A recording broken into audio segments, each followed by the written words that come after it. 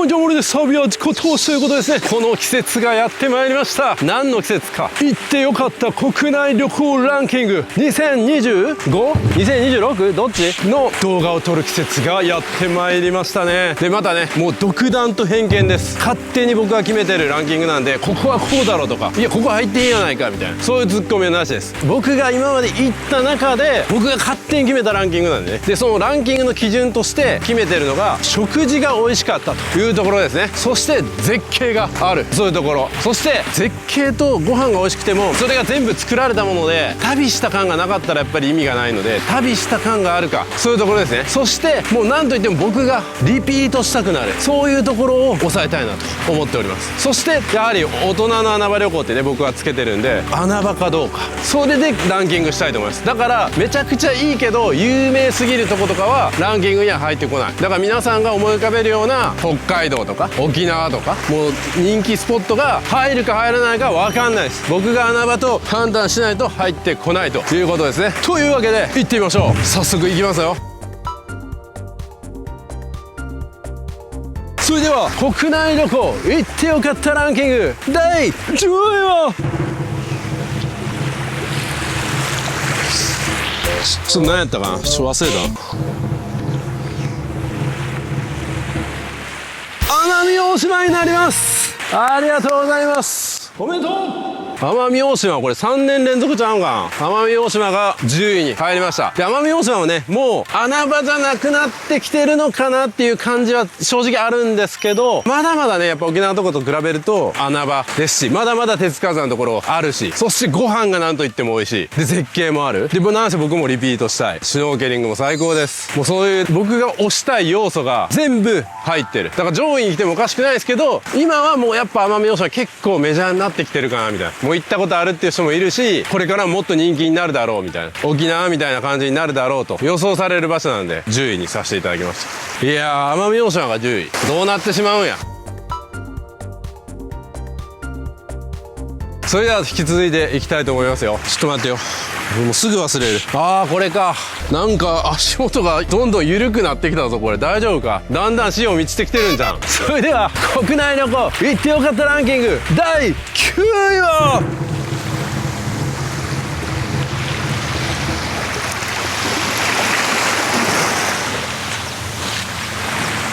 大分佐伯になります。おめでとうございます。ありがとうございます。まさにね、これ今12月24日に撮ってるんですけど、ちょうど去年の今頃大分佐伯の動画をねちょうど撮ったんですけど、最高でしたね。大分佐伯とかほとんどの人は行ったことないんじゃないか。別にディスってるわけじゃないですよ。それなのにめちゃめちゃ良かった。ご飯は史上最高レベルで美味しい。特に海鮮が凄まじいですよ。魚が取れる数が半端ない。しかも豊後水道を泳いでる筋肉のついた魚が食べられるんで、もうプリプリでうまいし、本当に最高でした。それでいてやっぱ絶景もあるんですよ。ご飯だけかと思ったらちょっと外れる。動画見てほしいです。もう言うの忘れてたけど、僕今回あげるやつもちろん全部自分が動画出してるとこです。動画出してるとこだし、動画出してる範囲で言うんでね、そんな感じなんで覚えといてくださいね。で、まあその絶景もあるし、リピートもしたい。穴場っすよね。完全に穴場っす。なので選ばせていただきました。これも絶対行ってほしい。行って行かん方が良かったとか絶対ないと思いますね。なかなか行くのハードル高いですけど、まあでも別府温泉行くんだったら全然佐伯も行けなくはない、そんな距離感なんで、ぜひね行ってみてほしいなと思います。それではね、次どんどん行きますよ。行ってよかった国内旅行ランキング第8位まで行きたいところなんですけども、ここでね知ってほしいサービスがあります。僕もね、もう次の旅とかね、ここ海外です、ね、今ここサイパンにいますけど、やっぱり英語が喋れなくて困るシーンっていうのがめちゃめちゃあって、僕もやっぱりねちょっとずつ英語勉強しないといけないなとやっぱり思ってます。 AI がいくら使えるって言ってもひょんなところでね会話するのにやっぱ困るんで、勉強したいなと思ってます。で、そんな時にこれ前のね台湾の動画でも紹介させてもらったスピークっていうアプリです。これぜひね改めておすすめしたいなと思ってます。で、やっぱり英会話に習いに行ったりとかね、誰か英語ができる人とかに話す練習したりとか、もうそれもいいかもしれないですけど、結構恥ずかしいじゃないですか。自分の英語は合ってるかもわからんし、形きっちりみたいな感じになると余計に喋れなくなるみたいになるんで、で、でもスピークだったら AI 相手に話しかけるんで、もう全然恥ずかしくなくバンバン壁打ちできるんで、それがめちゃくちゃ魅力的ですね。まあ後でね、これ画面の方とか見せますけど、スピークっていうアプリ開いてね、シミュレーションできるんですよ。例えば今からタクシーに乗る時にどういう風に話したらいいかみたいなのをシミュレーションして、それで覚えて実際それを使ってやることもできるし、何回も毎日壁打ちして単純に技術アップしてもいいし、いろんな使い方ができる、シミュレーションができるっていうのもいいですよね。それも絶対おすすめです。で、今ならね、特別なオファーがあるので、この QR コードね、どっちかわからんけど QR コードをアクセスしていただくか、概要欄にリンク載せておきますので、ぜひね、今のうちに試してみてもらえればと思います。今なら最大6000円オフで使うことができます。ぜひお試しください。というわけでね、投げんだよみたいな、これも大事なんでね、このスポンサーさん PR、それがあってこそ僕もいろんなところをね、旅して素晴らしい映像をお届けすることができるので、なんやねんみたいなって思わないでください。それがなかったらもう僕ほんまに全部スマホで撮りますからね。もうコストかけれないから、家から歩いていける範囲しか撮れなくなっちゃうんで、というわけで行きたいと思います。それでは国内旅行行ってよかったランキング第8位は、ちょっと忘れた。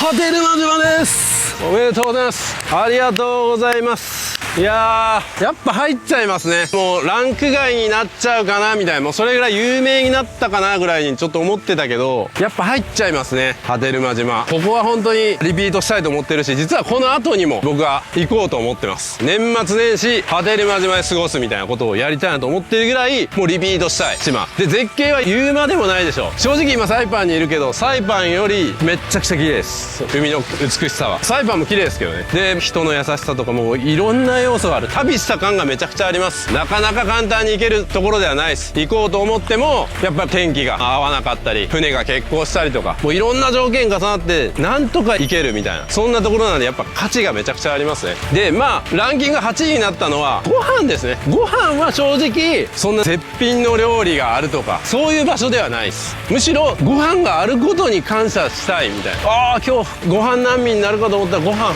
ありつけたみたいな、まあ、そんなね、食事することに喜びすら感じられる。そして宿に泊まれば、まあいろんな宿がありますけど、おばあちゃんの家に帰ったみたいなね、まあそんな宿に泊まることもできる。リゾートもいいっすよ。リゾートで快適に過ごすのもいいっすけど、たまにはね、やっぱああいうおばあちゃんの家に帰ったみたいな、そういうところで過ごすのも、これもまた大人の穴場旅行かなと思います。素晴らしいですね。いや、波照間島もう言うまでもないでしょ。もう今映像出てるんじゃないですか。出てないか、どっちや後で出すか分からんけどね、おすすめです。まあ日本最南端っていうのもね、またこれ魅力的ですよね。いやいや、沖縄出しちゃってるやんみたいなツッコミは、沖縄でもまあ違うじゃないですか。僕の動画単位で出すって言いましたからね、そこら辺は怒らないでください。これからも沖縄出ますけど、沖縄っていう名前出るかどうかは別です。それでは行ってよかった国内旅行ランキング第7位は、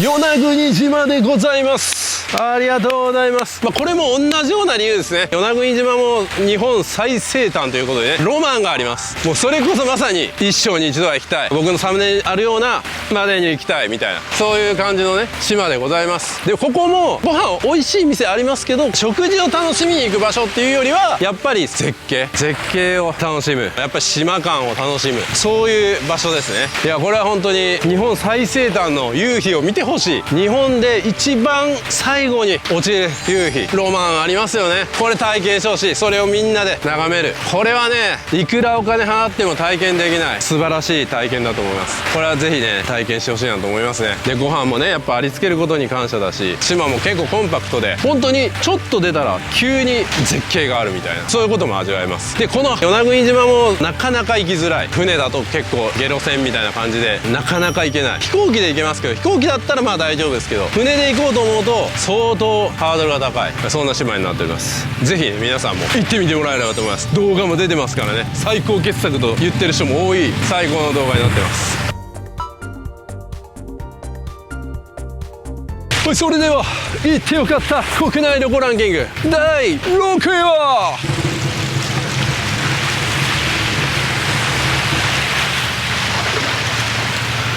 伊是名島でございます。ありがとうございます。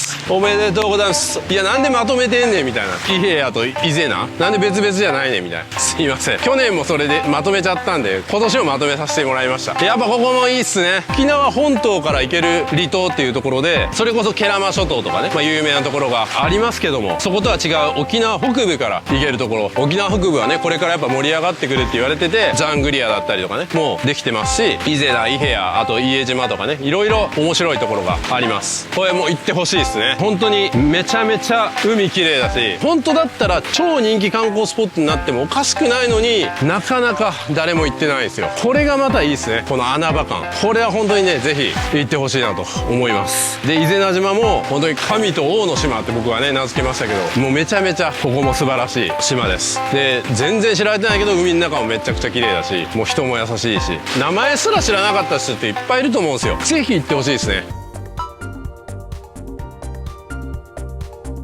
はい、それではどんどん行きましょう。国内旅行行ってよかったランキング第5位は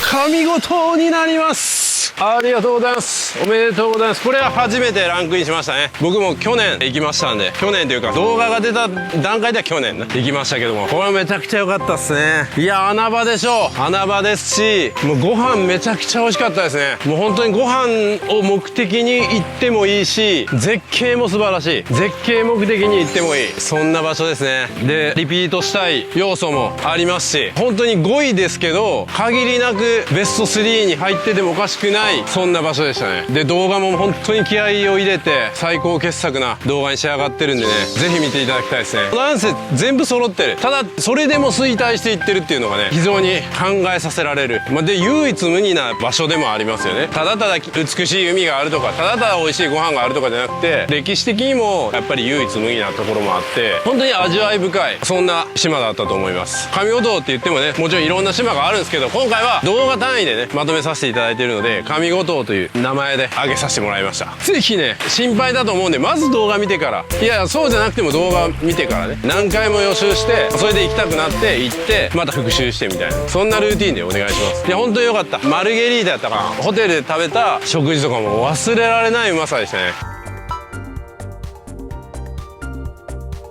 それではどんどん行きましょう。国内旅行行ってよかったランキング第4位は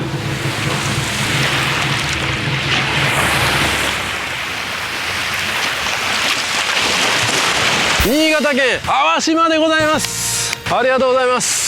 これもねマニアックでしょう。行ったことがない人の方が確実に多いと言い切れる、そんな場所だと思います。僕も本当に去年までは粟島という場所すら知らなかったっすね。それを知らなかったっすけど、実際ね佐渡島の旅に行った時に、佐渡島で粟島も行った方がいいみたいなね話も聞いて行ってみたんですけど、よかったっすね。新潟のどこかもわからへん島にこんな素晴らしい場所があるんだと。ただね、自転車で回らないといけないんで、それが超大変ですけど、それを含めても一度行ってほしいですね。もう本当にタイムスリップしたみたいな感じで、ご飯も美味しいです。だって新潟やもん。新潟やからご飯もうまいっすよ。魚もうまいし、わっぱにって言ってグツグツグツグツなるやつも美味しかったし、宿の人との話も良かったし、でもここもやっぱり本当にねどんどん人が減ってきてて、今後どうすんのかみたいな、そんなことまで気になってしまう。だからこそ僕もおすすめしてね、ぜひ皆さん行ってほしいという気持ちもあります。本当に素晴らしい島ですね。原点に帰れる島です。ぜひ行ってみてほしい。それではいよいよベスト3ですね。いよいよベスト3、ちょっと今のうちに覚えとかなあかんな。あとはここね。なるほど、ベスト3いきます。ここのところ、この粟島と上五島は前回出てこなかった場所です。次はどうなんでしょうか。それでは国内旅行行ってよかったランキング第3位は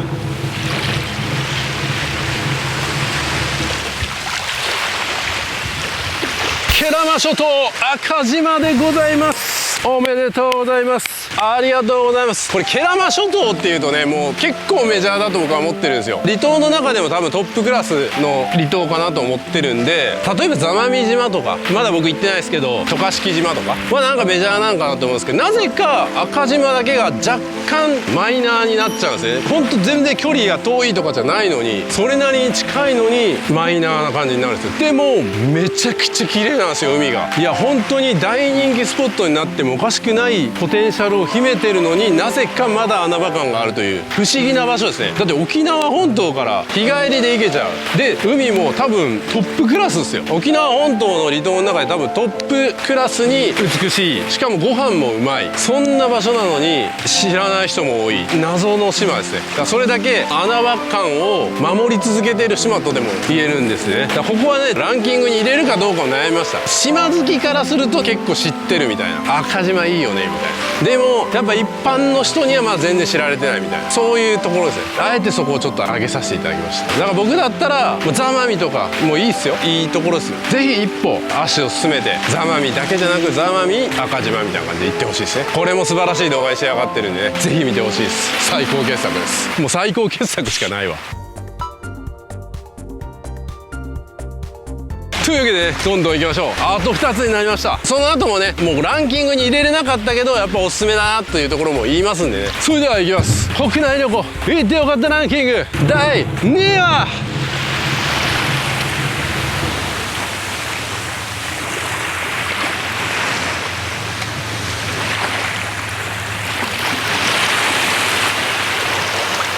青森になります。ありがとうございます。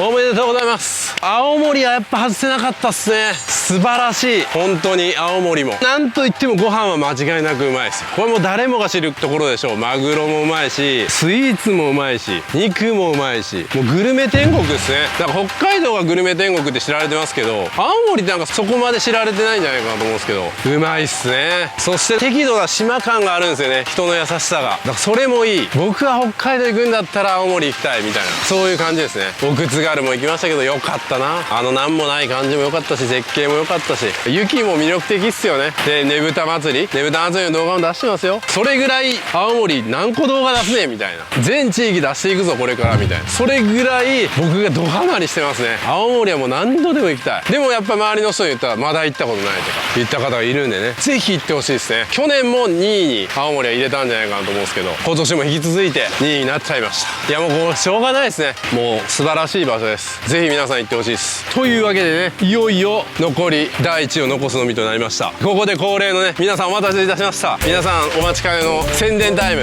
やってきましたね。モーリーチャンネルではね、メンバーシップを大々的に募集しております。でメンバーシップでは毎週ノーカットでね、旅の裏話、この動画の裏話とかをノーカットですよ、ほんと撮りっぱなしで生の情報を発信させていただいております。僕の近況報告だったりとか投資のことだったりとか、ほんと生々しい話だから、1ヶ月経ったらもう消します。もう1ヶ月限定でしか見れないです。それぐらい生の情報をメンバーシップでお届けしております。そしてバスツアーとかね、またやりますけど、それの優先案内だったりとか、そういうねいろんな特典をつけておりますし、メンバーシップに入っていただいた方には絶対に損をしていただきたくないと思ってるので、そういう企画もどんどんやっていきます。今までも宿ホテルの無料宿泊券をプレゼントしたりとか、その時なんて本当に応募したのが2、30人ですよ。30人の中で1人が当たるとすごい確率です。そういう企画もねやっていきたいと思ってます。そしてキリリュックですね。あ、しまった、キリリュック着てねえわ。海やからちょっとさすがにキリリュック着てなかったわ。キリリュックね、もう言うまでもないでしょ。この動画の最後にも出ます。旅するにはキリリュック。でも海に入った時はさすがにね着れないんで、なんで着てないねみたいな感じですけど、キリリュックおすすめです。長袖のねキリリュック LS2、そしてキリリュックエアー夏用、そしてベストキリリュック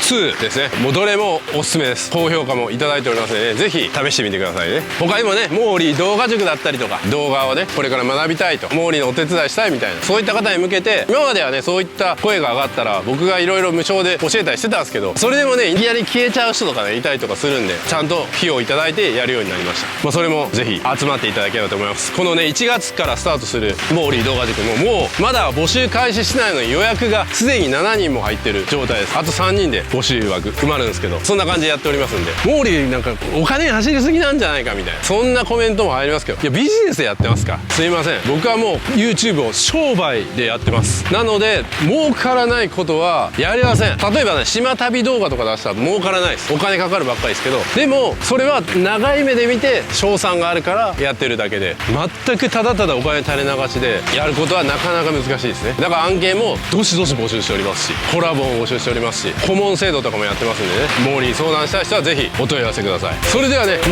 げんなよみたいな、またかよみたいな、30分話してんじゃんかみたいな。やっていきます。最後1位発表していきます。そしてその後もチャンネルはそのままでまだ発表していきますんで、それでは発表していきます。国内旅行行ってよかったランキング第1位は、人が集まってきた。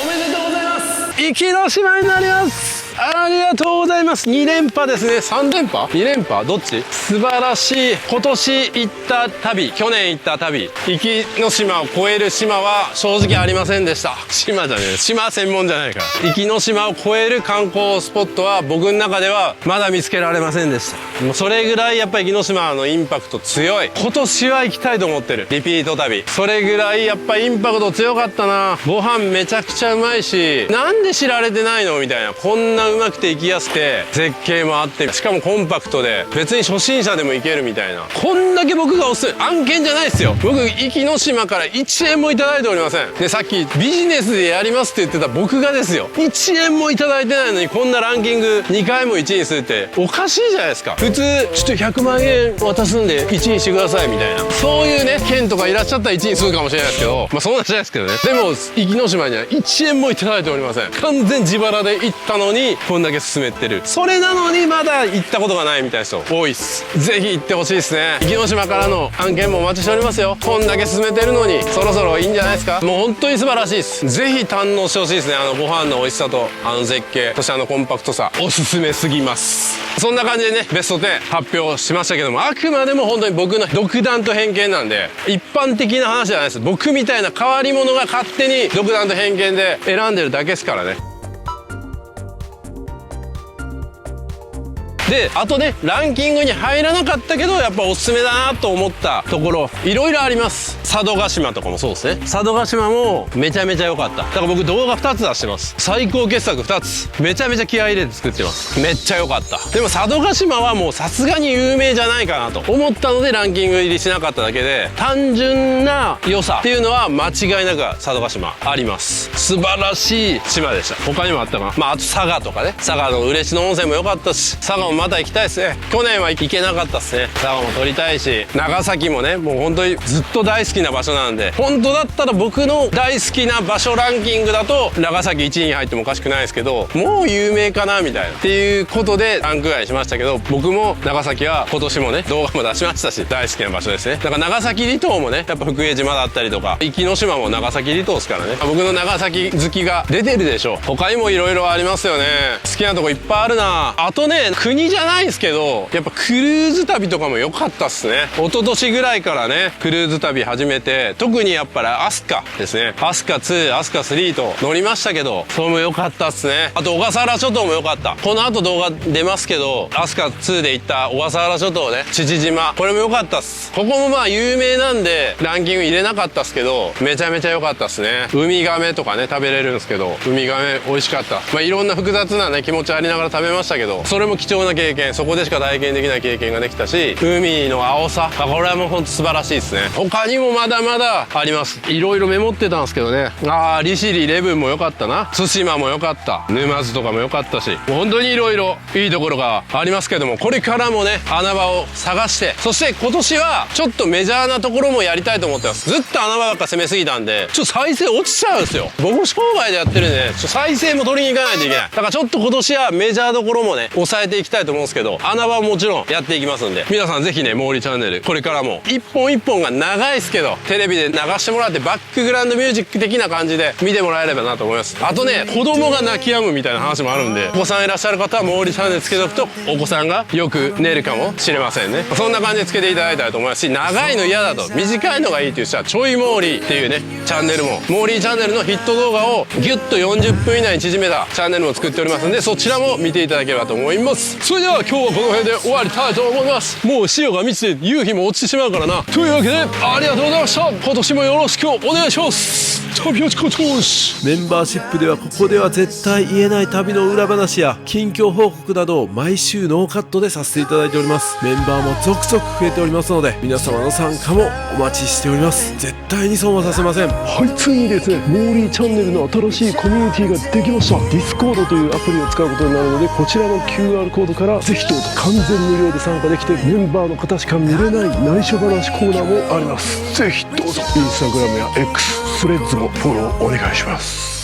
皆さん旅行行くのにキルリュック使ってますか？これ今僕着てるんですけど、見てください。これパッと見そんななんか物入ってるように見えないですけど、実はめっちゃ物入ってます。財布はここに入ってますし、名刺、パスポート、イヤホンも必要ですね。急にスイッチやりたくなったらニンテンドースイッチあります。で対戦したいなって言ったらもう1本入ってます。それ入れても薄いんです。そして鍵ね、車の鍵つけたりとか財布だったりとかも入れることができます。財布何個入れんねんって話ですけどね。そして外側にももちろんポケットが2つついておりまして、除菌シートだったりとかも入れれますし、なんと後ろにですねペットボトルもですねこう入れることができるんですよ。これだけでもめっちゃ入れなんて思うけど、なんとこの後ろにですねパソコンまでこれだけ物が入ったらもう旅行先でご飯食べに出かけよう、でもスイッチやりたいかもしれんし、仕事ももしかしたら入るかもしれん、喉も渇くかもしれんみたいな、そんな心配性なあなたでも全部入れていきます。リュックとか背負ったらスリにあったり怖いじゃないですか。キルリュック旅行する人には絶対必須です。旅は自己投資。キルリュックベストの新作キルリュック2も出ました。ここにはポケット追加されまして、さらにサイドファスナーだったりとか隠しポケットも追加になってめちゃくちゃパワーアップしてます。肩幅も細くなって女性の方でも着やすくなってます。ブラックとネイビーどちらが好きな方をどうぞ。旅は自己投資。はい、皆様大変お待たせいたしました。リクエストの多かった夏用のキルリュックが誕生しました。その名もキルリュックエアーということでね、めちゃめちゃ軽くて薄いのに収納力抜群です。なんと透明の入れ物もつきまして、ホテルのカードだったりとか航空券だったりとか見せたいもの、どこに置いたかわからなくなるものをここに入れとくことができます。しかもですね、キルリュックベスト2重ね着できたりとか、その上にさらにキルリュック LS を重ね着することで収納力が2倍3倍に増えていきます。全部揃えてどうぞ。まさに旅は自己投資。僕のことをもっと知りたい方はサブチャンネルもチェックをお願いいたします。